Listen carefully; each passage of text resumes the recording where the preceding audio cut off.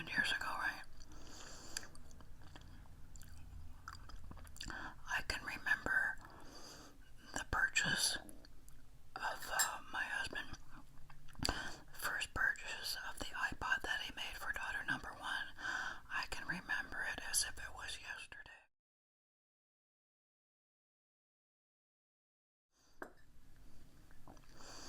Not because it was a fun event.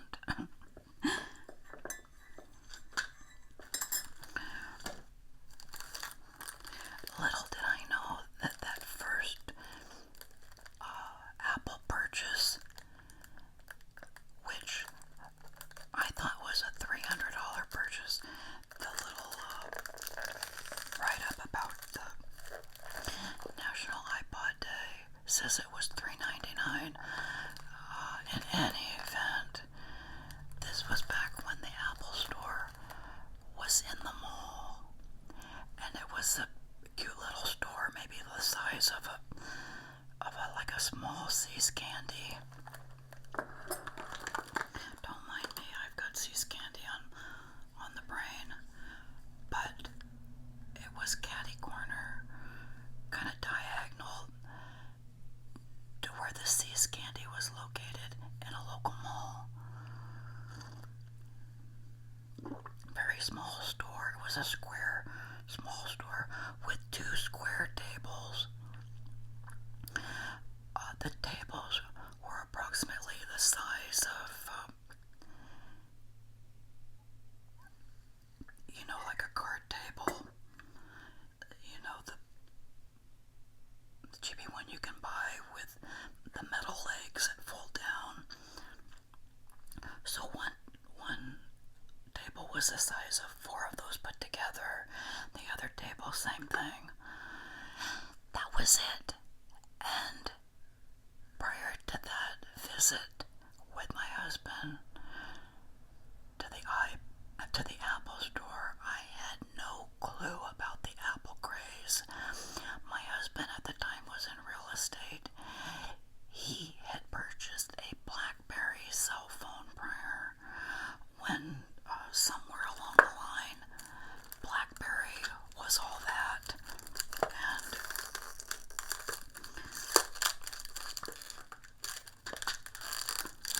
I also have dots, sorry.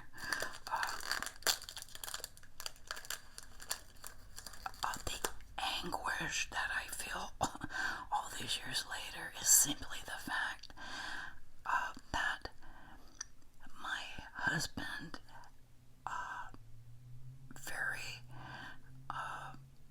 did very well. Any job he ever had in sales, he did excellent.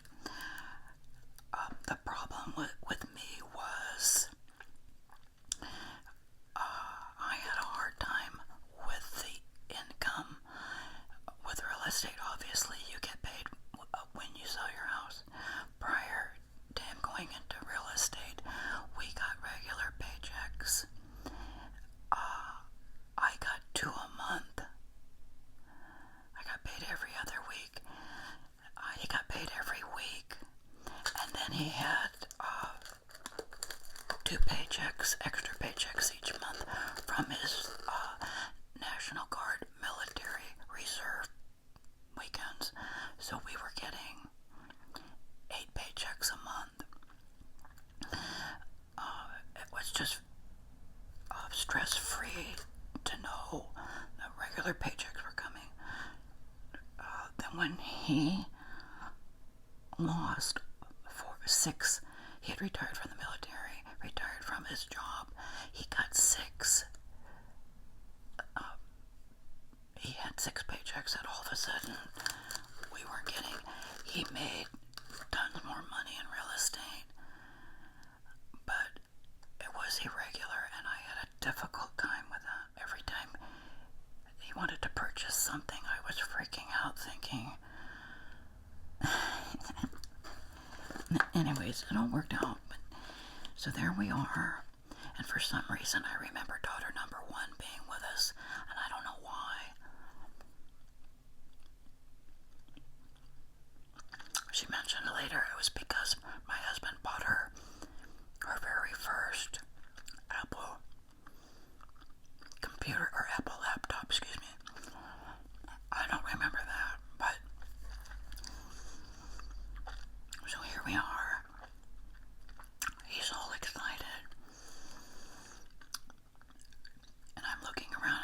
was thinking, well,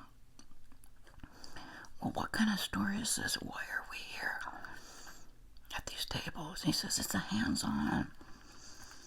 I says, you know, like, kids go in and try out the toys before you buy them. This is a Apple.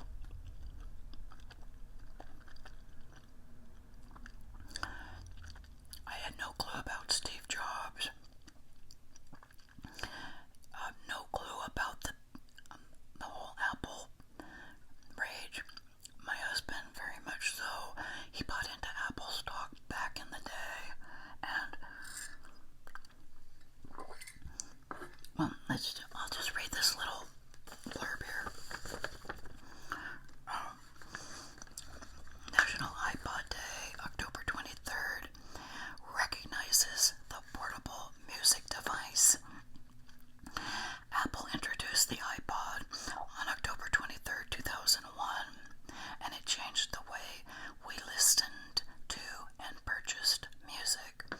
The first iPod was sold November 10th, 2001 for $399 for the life of me. I remember standing there, my husband telling me it was $299. Anyway,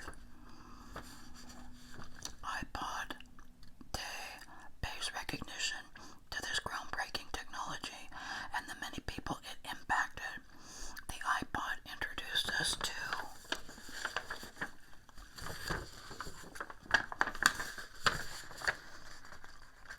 playlists and a way of managing our music collections like never before. It took portability to a whole new level. Soon, the iPod would introduce other media to us as well. It changed the way we listened to books, stories, and news. The device also changed the way we told stories. Those who had something to broadcast could record them, and they would upload the broadcast for a listener. Listeners would tune in by downloading the podcast. Thousands of apps offer ways to listen to podcasts today. Let's also take a moment to remember Steve Jobs, co-founder, chairman, and chief executive officer of Apple Incorporated. How to observe iPod Day. Play music on your iPod device or any mobile device in honor of the revolutionary technology that changed the way we listen to music. Share your first iPod and your favorite playlist. How many playlists do you have? Do you have a favorite podcast or produce one? Hashtag iPod Day to post on social media. So anyways, we're there in that little Apple store, and because it was my daughter's birthday, it was around September-ish, and like between September-ish and December-ish, and I'm thinking, well, what about daughter number 2? And then something to the effect that she would get hers at Christmas. So, we get the iPod. I just remember looking at him, my husband, in a way I never saw him before, all gaga about this Apple technology and how much he knew about the store and the stuff about Apple. And I remember he's now in real estate and he's realizing all the possibilities for any area of sales with the internet. And so my daughter insists that in that same visit he got her, so in 2001 she was at college, right? Correct, she was at college. And for the life of me, I can't recall that, but she remembers, and she said I was all upset, which I probably was, because I'm sure the price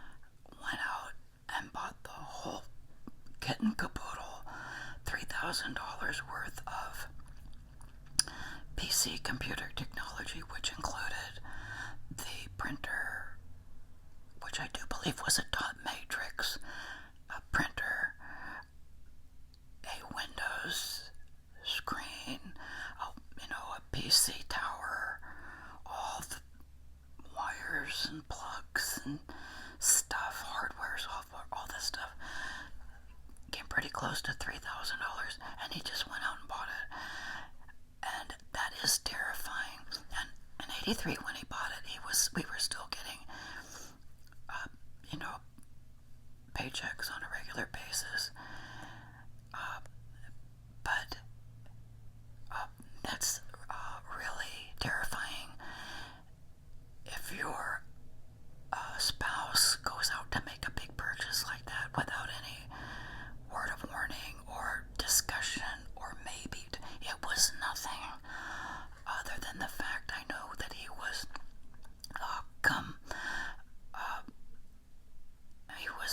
what's the word? That's the word. He was collaborating with a very young military person who was introducing him to changing over military things to computer. So in '83, my husband was not quite 50 years old, so he was around 45, in between 45 and 50. So this young guy was hands-on, top of everything. My husband learned a lot from him. That he got started, neglected to share any of it with me, makes the purchase, and I'm just sick. I'm completely sick. And then when I see him plug the phone, then I see him plug the computer into the phone jack, and he's doing all this stuff, and I'm freaking out. I'm saying, well, whoever or whatever is on the other side of that plug has all our information. And he poo-pooed me, and I was so upset that he couldn't see that. I don't even know how I saw it, but it was pretty basic. You just connect the dots. If you had a phone and you dial a number and you go through this stuff, and it could tell you where you're going, and then keep a record of the phone's numbers you called. That anything else you did, it was gonna keep all that. He poo-pooed it, and I was upset. I felt like I couldn't even have a good, decent conversation with him. Okay.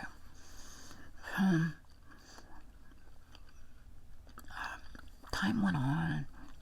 He introduced me to print shop. Remember, we had a dot matrix computer. I was kind of excited. I don't even think we had a colored dot matrix. I think it was all black and white. But I had colored pencils. So anything I printed out that was black and white, I decorated myself with colored pencils. And I'll never forget, we started making our own Christmas cards. We started making our own Christmas letters. We started making our own birthday cards. So somehow he was able to get me sidetracked with my fun programs that I enjoyed. Print shop and something else.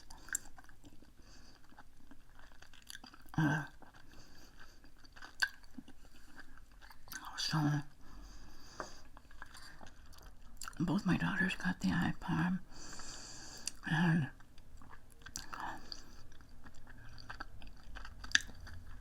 I think I remember trying to figure out, it had a little thing, and you would go to wherever you wanted to go on the little screen, and I got overwhelmed and flustered simply because I was happy with my CD player, portable CD player, and I think at the time, sometime we ended up getting our own CD maker or MP3 player, and somehow I had all my favorite songs, and I didn't have to find them on this device.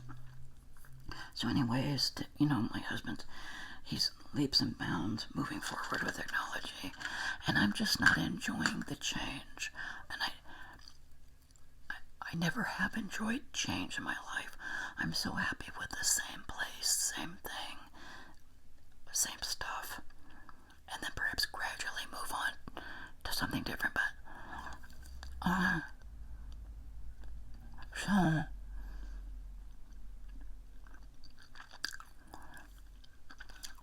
it was kind of around then that a lot of arguing was in my mind. He wasn't arguing about it because he was just spending the money. I was the one. He said, you can't do this. You have to, this has to be known what's going on. You can't just make these giant purchases. And he would hang out. Do you guys remember the Egghead computer shop? I'm pretty sure it was Egghead. Radio Shack, Egghead. They progressed from Radio Shack to Egghead. Then they had a couple other little independent computer shops. And then Best Buys came along. And I realized I was having these mild anxiety attacks. And Fry's Electronics. Do you guys remember Fry's Electronics store? Oh my goodness. And it's a miracle my husband stayed married to me, because I know that once we had kids, everything changed. Like, if we didn't have kids, I'd be going through the fun with him of the iPod and the Apple Store and, let's go to Egghead, let's go here and there, because it would just be me and him. But I'm thinking of our kids. I'm thinking, we're spending a lot of money. They both went to private school. That wasn't a problem, but I'm thinking in my mind, where are we going to get the money? They're going to be going to college. Everything worked out, but I was such a worry ward. And so I wasn't able to share in the excitement and fun with him, simply because I guess I could say I wanted to blame the kids. But,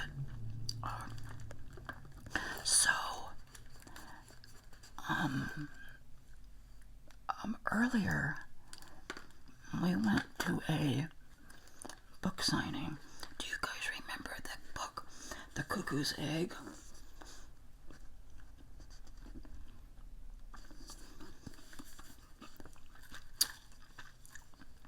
He was so excited. We went up to Silicon Valley, somewhere up there. This guy was doing a book signing. And yes, we got our book signed.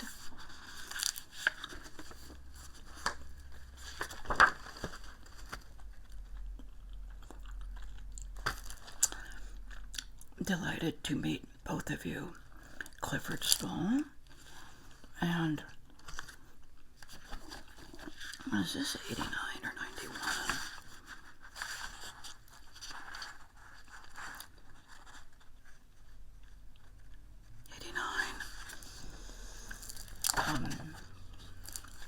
Kids were very young.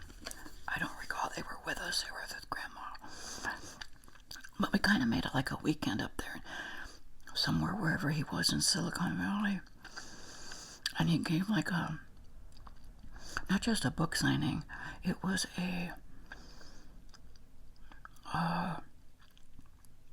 event and a talk. And for some reason, I don't remember it being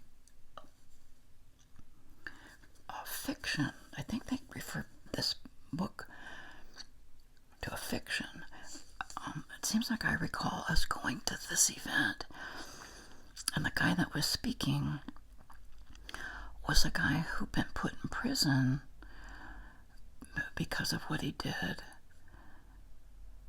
and now the government he was employed with the government somehow. But I enjoyed it, and I had fun with my husband with this. So that was in '89. But you know, all this stuff was just building up, and he was buying more and more Apple stock, and he sees, he's making money on his Apple stock. And then somewhere I introduced him to Jim Cramer. I would go to the gym during the day, and somehow Jim Cramer was on the TV at the gym. I guess it must have been like in the afternoon, 3 o'clock-ish, because here in California he'd come on around that time, when I think the actual show was 6 p.m. Eastern. Such a character. Sense of humor, of fun, personality, and talk. And I just enjoyed him. And I felt relieved to know there was a stock market guy out there on my level who could communicate in such a way that a peon such as myself could really grasp stock market things, sectors, and this and that, and bear market, the bull market, buy, sell, trade, hold, all that stuff. I was real proud. I said, sweetheart, you need to watch so-and-so. So I recorded a couple shows, and he was hooked immediately. So, was good news and bad news. It helped him with his stock purchases. He really stuck with Apple. But in the meantime, not only is he buying up Apple stock, he's buying up all these Apple devices and products. And I just remember like screaming at him, said, just connect the dots. You're buying all this Apple stock, and you're spending all this money on Apple devices. You're just, you're not making any money anywhere. Forgot how I said it, though. Did I say you're robbing Peter to pay Paul? I might have used that as a reference, something to that effect. I was so upset I couldn't even think straight. And he said, well, that's not how it works. And so there was a lot of upset years there for me. And again, I'm just so grateful that my husband just didn't throw in the towel. Say, Angela, you are unbearable. You freak out at everything. And it did happen that way because anywhere he would go, I would freak out. If he wanted to go so-and-so with a buddy, freak out. Especially if he had a buddy, because they were going to buy something, he's going to buy something. I felt safer if he went by himself, but still, very rarely did my husband go somewhere after the technology great Apple came about. I realized that very rarely did he just think, oh, I'm going to go here for no reason. He had a whole plan and was methodically putting this plan together. And I figured it out, and I would just freak out. So it wasn't until after Steve Jobs died that I could grasp the whole Apple technology. And it came about, I've mentioned this before, remember the movie? There's been a handful of Steve Jobs movies. The one that I love the most is the one with Ashton Kutcher Ashton Kutcher plays Steve Jobs. And there's a part of the movie where he's driving in the car with Steve. His sidekick, I always get his last name wrong. I want to call him Wachowski. I know I'm saying it wrong. But Steve Jobs somehow communicates that like he had an idea of the higher ups on the chain having all the information, and us people here on Earth, the everyday people, we didn't have that information. And he somehow, in that part of the movie, one hand, they're driving in his little, I think he had a VW bug, communicated that it has to get the information into the hands of the people. And when I saw that part of the movie and realized that that was really a vision, that what that vision that he had, what that did to change the world.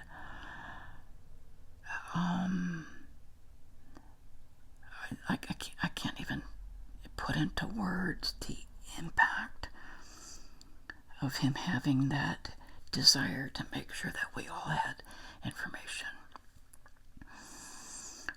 That was really earth shattering, like changing. That was really something. Can you tell I'm getting lost in the thought of that again, and how bad I feel that it wasn't until after the fact of him dying that I couldn't appreciate or get excited about him when he was alive, nor could I share that with my husband, because my husband wasn't on all the events and the live presentation. You know, Steve Jobs would come out with these talks about the new thing coming out. Couldn't share any of that.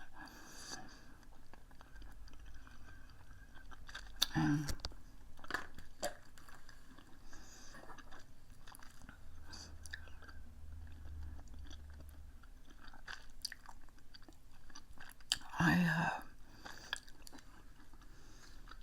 begged my daughter to dig out her iPod that Dad got her. She couldn't find it. She said, "Mom, it's here." So she has marching orders that when she finds it, to let me know. But in the meanwhile, I don't know how I found the signed hardcover of that Cuckoo's Egg book. But I have 4 iPads. This is, I think, the newest one I got in 2018. I think this is the first one we got. And actually, I did not get it. My daughter got it.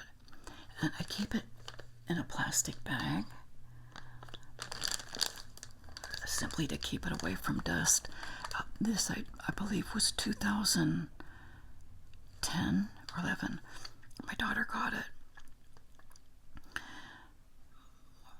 And my daughter never bought her own self an iPad nor an iPad mini. She strictly uses her iPhone and her Apple computers, whatever they're called now.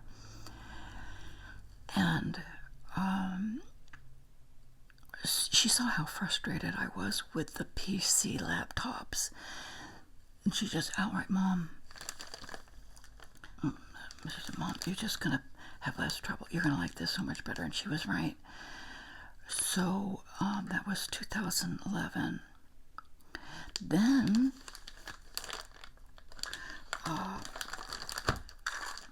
in 2014, for some reason, she thought we needed two.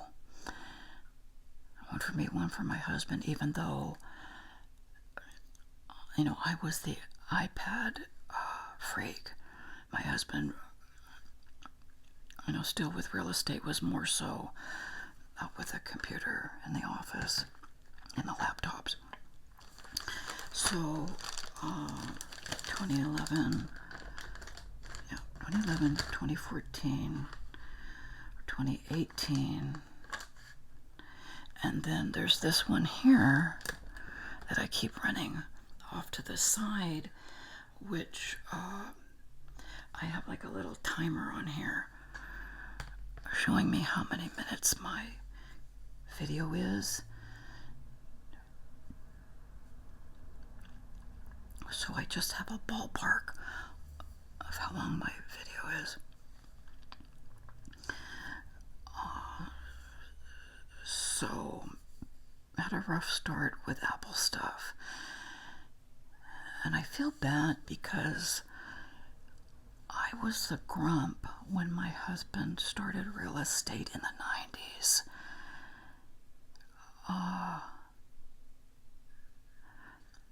I guess, excuse me, not the 90s, let's see, the kids were born in 85, 95, 2005. I'm confused, but I feel bad because our girls, once my husband got into real estate, I was not that much fun anymore because he had changed to a real estate schedule, meaning breakfast, lunch, and supper, and days off. Everything was set in stone, and you can really have a nice family life when everything is set in stone. You know when dinner is, you know what you're going to do when your day off is, and when you're a realtor, that blows all that out of the water. And he had a pager. He started off with a pager, and when that pager beeped, boom, and then from the pager to the cell phone, and there was no stopping him after that. And they finally said, Angela, I can do everything. I can meet all your demands. I can put the cell phone away on my day off and the beeper, and I can turn it off at mealtime. But you need to know that's money. That's lost money. Because it's just the way real estate is. And I understood it, but I didn't want to understand it. And the more Apple devices that came out, and apps and this and that made everything streamlined and nice and easy for him to do business, and quick and fast, and fax this, email that. And no, we don't need a fax machine anymore. You can fax everything through the computer. Oh my goodness. It just seemed like his world was just flying and he was happy. And I was like the Flintstones. I was like, my feet were on the floor with the brakes on, but I was never stopping. The Flintstone car kept going. It was terrible. And my kids, I feel bad because that was the latter part of their lives. And I don't know if they remember as well the beginning part of their life, or it was the traditional happy home, easygoing, routine, and that, everyone's watching out for everyone. And then we all did chores on Saturday. We all had fun on Family Day on Sunday. And it just,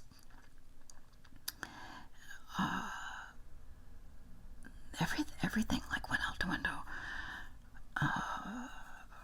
Family dinners, chores, on Saturday chores.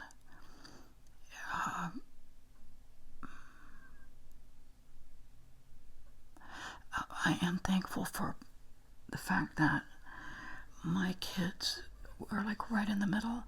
They remember life before computers and cell phones, and obviously after computers and cell phones, which I'm grateful for.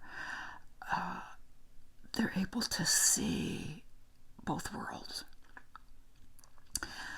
But the people born into computers and cell phones do not have that wisdom of life prior. And it might be a whole different level of communicating with them, or how they see things, how they communicate, or how I might be able to communicate or not communicate, because they don't understand or know a world before technology. So now you know the things I think about off camera. But have you guys ever thought of that?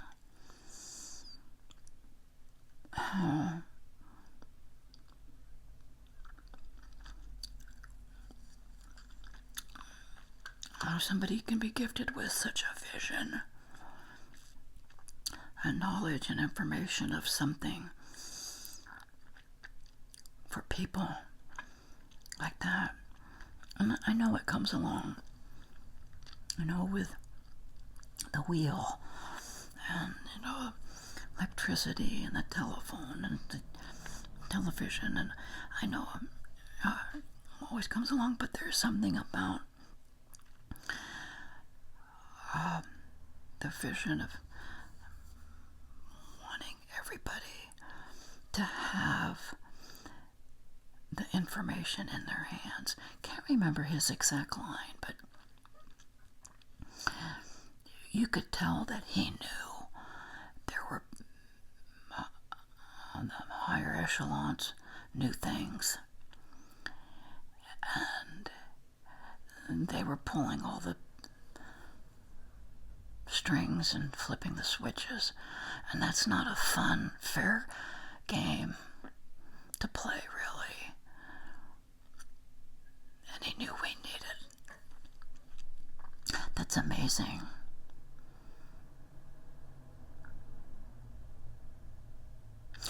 And I've mentioned this before. I always think of what direction would I have gone had I not been married with children. I'll never forget my cousin reaming me because I didn't have a phone answering machine in the 80s. I probably would not have had a phone machine or a VCR as the 80s was coming along. People were having a message machine and VCRs, because there was nothing in my life that I needed it for. My job, I didn't need it to work at the post office. And it wasn't until my cousin, like I said, rang me, I can't believe you don't have a phone answering machine. And they get like, well, how important? And then my dad, he was another technology, not a geek. He had an interest. He and my husband shared kind of the same interest. My husband was way over the edge, but my dad and he enjoyed technology discussions. My dad loved printer and IBM and Xerox, and he acquired a bunch of fax machines when fax machines first came out, when it was on like a telephone and on this funny piece of fax machine paper, and he brings over a fax machine. And I started enjoying fax machines. But, they were fun. I wouldn't have had one if my dad hadn't have given it to me. But my husband saw how the business, he needed that, and he was running with that in one direction. But I'm just trying to think, how long would it have taken me get a phone answering machine or a VCR, or like even a computer even, I think what would have sealed the deal for me would be the fact that you can watch any movie, any TV program, TV show, anytime you want, wherever you want, whenever. That probably would have been the selling point for me, because I love so many old shows and old movies, and can remember loving Rocky, the original Rocky, in 1976 came out. Yeah, 1976. You could not just stream it. If you wanted to see the Rocky movie, you had to physically go into the theater. I know I went 4, 5, 6 times. That movie, Rocky, impressed me so much. That's what I did. And,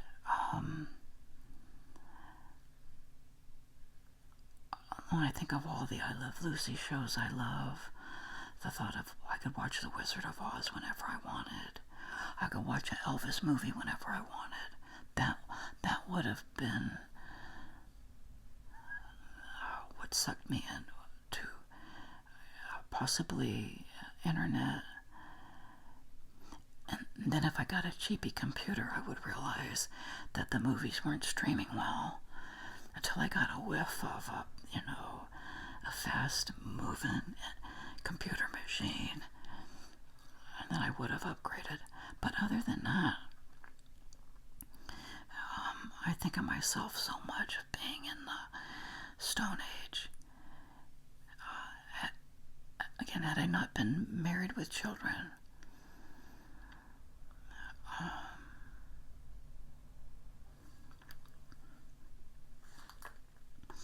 so I'm trying to think of how did I even ever get an iPhone. I was always stuck on the cheapy little Net 10 phones or the track phones that were simply a phone. All you used it for was a phone. And then I got our first iPads, and my daughter explaining to me that, well, Mom, if you had an iPhone, you'd be doing the same thing on your iPhone that you're doing on your iPad. So then when I figured that out, then I was all in for the iPhone. And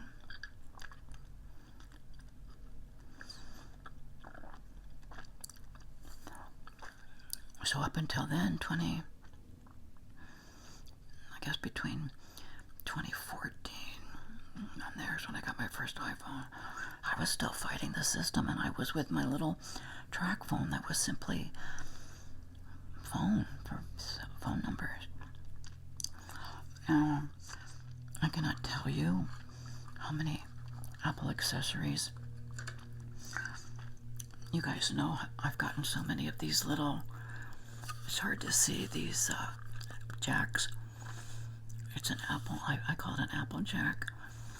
It's a little jack for your iPhone to hook up your old-fashioned headphones, so you can listen with the old-fashioned headphones, not the iPods. I must have purchased, I'm going to say 10 of these. 1, 2, 3, 4 that I have now in 4 different locations.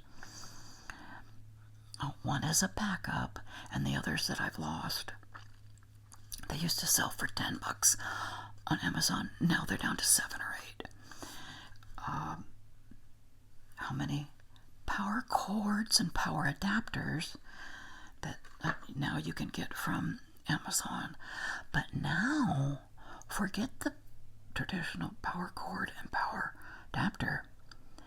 I get the Lightning. I don't get the off Apple products.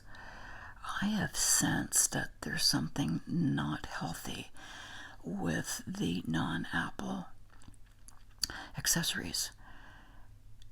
I think my devices overheat. There's something not right. So I'm on board with Apple accessories.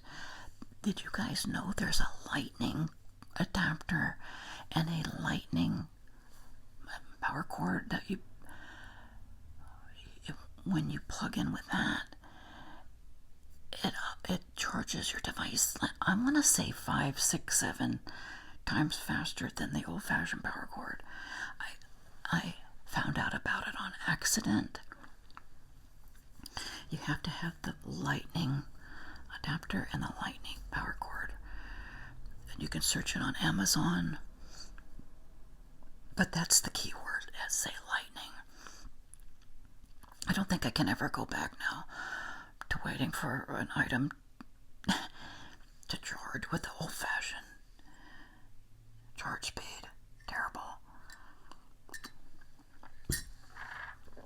And what else? I think I watched that Steve Jobs movie with Ashton Kutcher 3 or 4 times.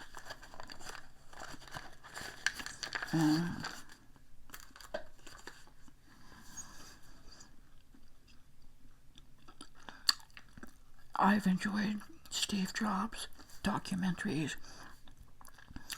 more so after he died than if I need to watch the movie again. I need to just buy it. I think I've rented it so many times I could have bought it already.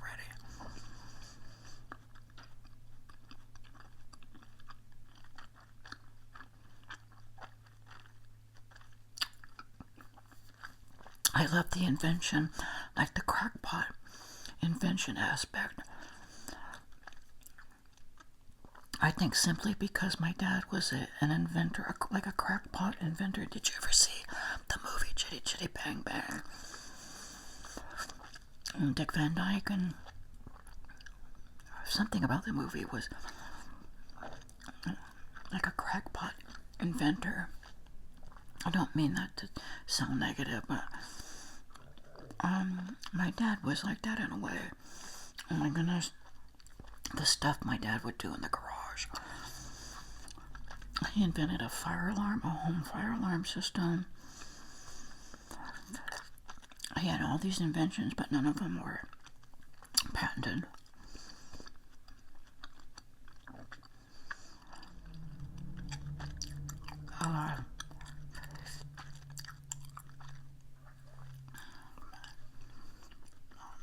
Like a scene out of my childhood when they show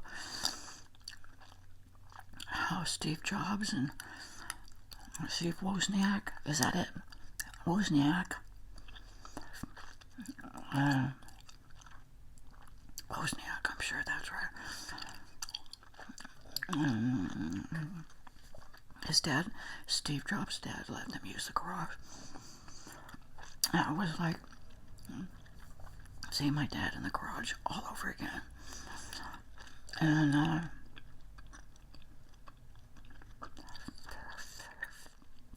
then I would think about, I learned that he was adopted, and I would think, I would try so hard. This is me as a senior citizen now, how I think. Not so much when I was younger, but I would think, how do you think of yourself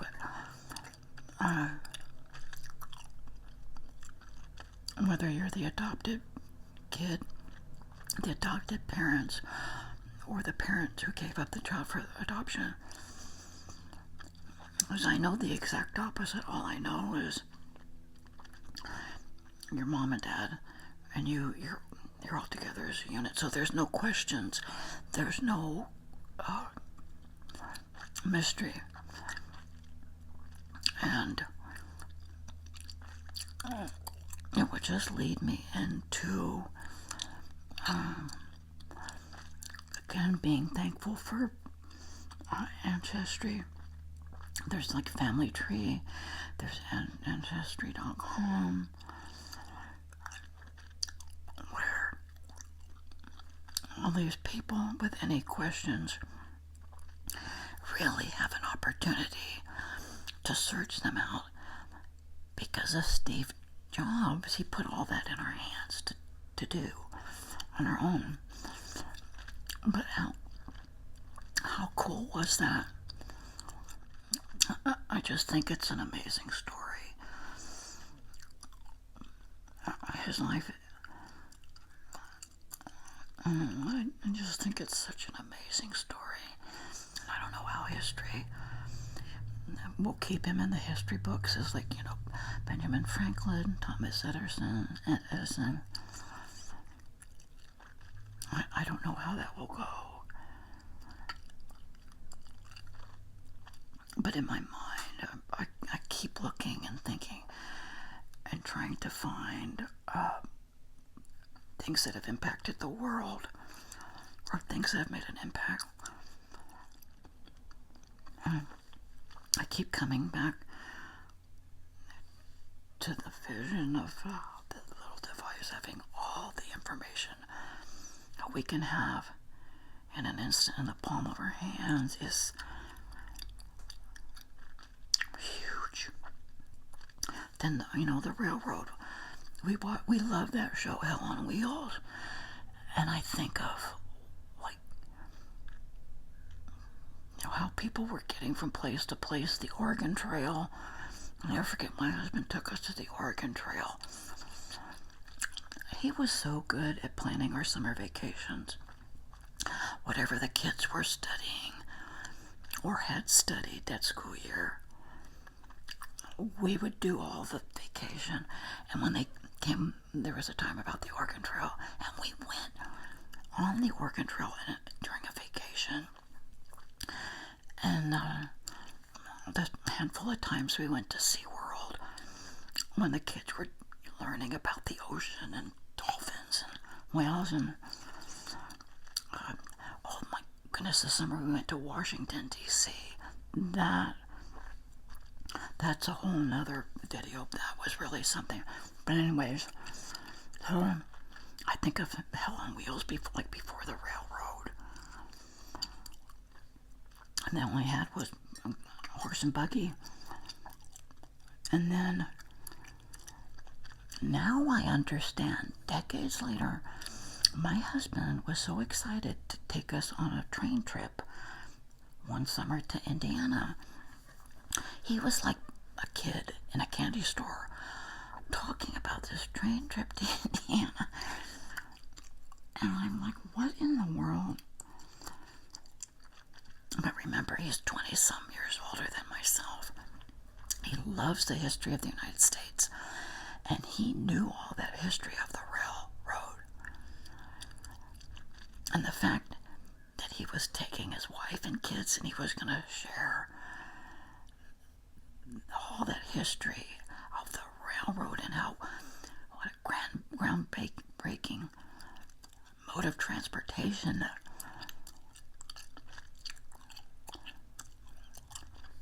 So he was all about that. When we did our train trip, the kids were still in grammar school, but I completely missed his joy and excitement. But I get it now. I've been late to so many parties. There are so many things in my life that as they were happening, I didn't get it until forever after later. I think that's why the Keeper of the Stars lets us get old, is to think about things and make amends for the things we missed, or the the harshness we had. We get a chance to be less harsh. Like to see things through a more kinder, gentler eye. What president said that? Was that Bush, the older Bush, number one? Somebody said a kinder, gentler nation. Anyways, there's that.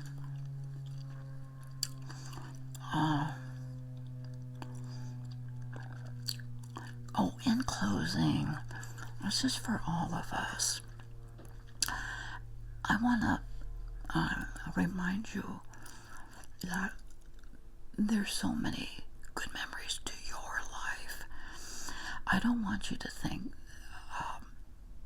for any storyteller you see or listen to,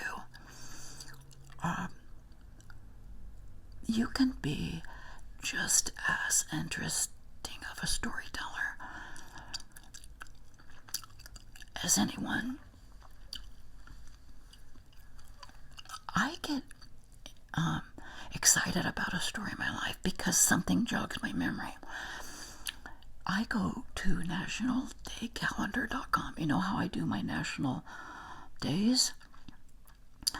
Bigger than beans if I don't look to see what day is it, what national day is it. And there is a fun story from my life that I can share.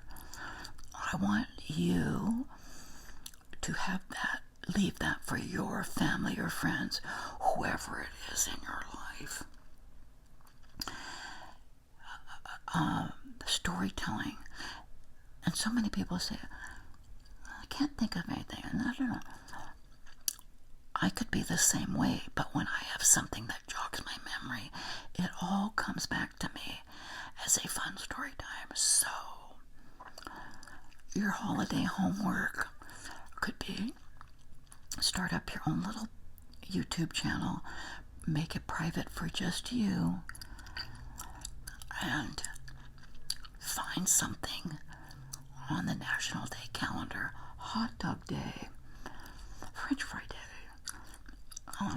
Grandparents' Day, and you'll think of a good grandparent story, or National Pollywog Day. But share it, whatever that story is. So it's something you can share when you're here or when you're not here. And don't ever think that you don't have the art of storytelling. For a lot of us, it's the fact that we can't remember, or we're not thinking of it. But find something to jog your memory like I did, nationaldaycalendar.com, and see where it takes you. And if you get started now, that might be a fun gift for your family.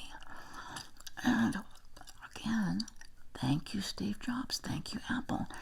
You can do that storytime video on your iPhone or your iPad, or what are they now called, iMacs, laptops.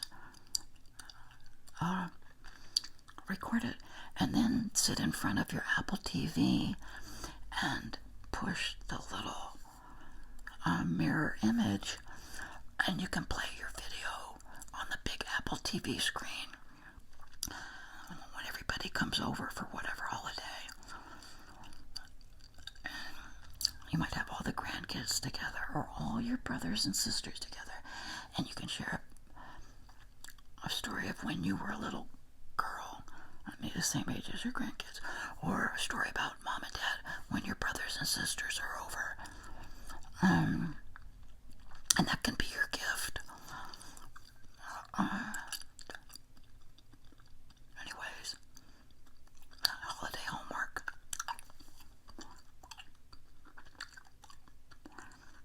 And I hope you enjoy this video. And